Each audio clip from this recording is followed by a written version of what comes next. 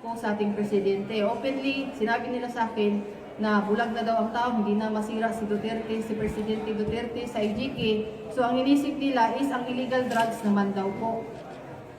So nung time na yon, na-curious ako kasi inaamin ko no, hindi ko naman sinabing magandang record ko. Talagang after noon talaga, binabaan ako ni Father Alejo ng na may sobre na 20,000 doon sa upuan ko. So, ako naman, nadala naman ako kasi medyo notorious din. So, sinakyan ko na lang rin kasi kada salita, pera, tapos minsan nilalagay pa sa, sa yung mga tissue kung saan kami kumakain. So, nung September, tapos October, pagka November, bumalik pa rin si Father Alejo sa amin, sa bahay namin. Binigyan na naman ako ng pera. Nung November kasi, ganito po yung nangyari doon. Ang gusto mangyari ni Senator Trillanes, tatawag ako sa kanya, ito ang sasabihin mo, i-record ko sa CP.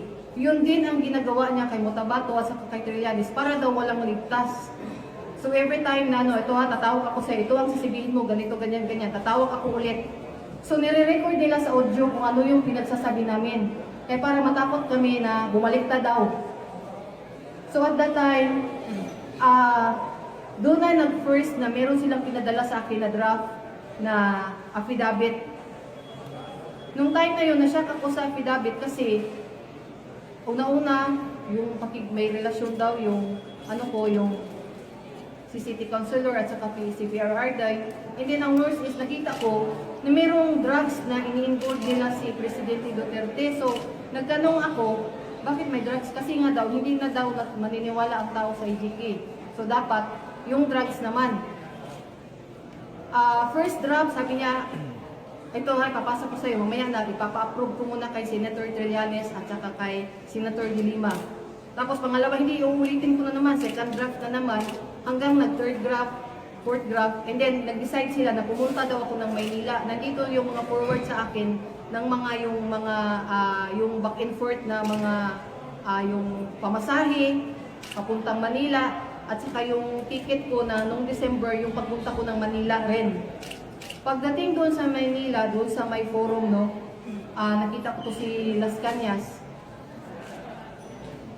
Sa kanilang forum, makikita mo sa aming pag-uusap, never sila nagsalita na mga kundi sasabihin nila, hanapan natin na paraan na bumagsak yan. Actually, may text pa nga si Atty. Sabio nga, yang mo nga, yung testimonyo, muhagsak mo, Bisaya pa, muhagsak lagi na si Presidente Duterte, anak. So, katong time na to, nakuyawan ako kay kanang nakasabot, di ako glibin o kanang forgery. So, nangita ko paagi, kay dili man po nila, ayaw nila akong pauwiin dito sa Mindanao. So, mahanap ako ng paraan. Sabi ko, bago ko yan pirmahan, bago ko yan uwi muna ako dahil gusto ko, kasama ko yung mga kasamahan ko. Which is, wala naman akong kasamahan. At ang reasons kung bakit pumasok ako sa kanila, dahil gusto kong malaman kung ano talaga ang meron sa grupo ni Senator Trillanes. So, pagdating doon sa December, andun ako, pinatira nila ako sa isang kumbento sa Madre, sa May Makati, sa Canossian Sister. Bago nila ako pinadala doon, kinausap nila ako, huwag kang makikipag-usap. Pagdating mo doon, ito ang sasabihin mo sa kanila. So, pag-abot dito, yun na rin ang sinasabi ko kasi kada salita, ganun kada salita, ganun. So, tao lang tayo, minsan, sige maglaro. Sa isip ko lang, sige maglaro tayo.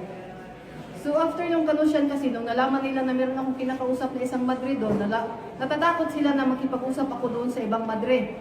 So nilipat naman nila ako doon sa Holy Spirit na na kumbento. So doon, binawalan talaga akong makipag-usap na kahit kanino.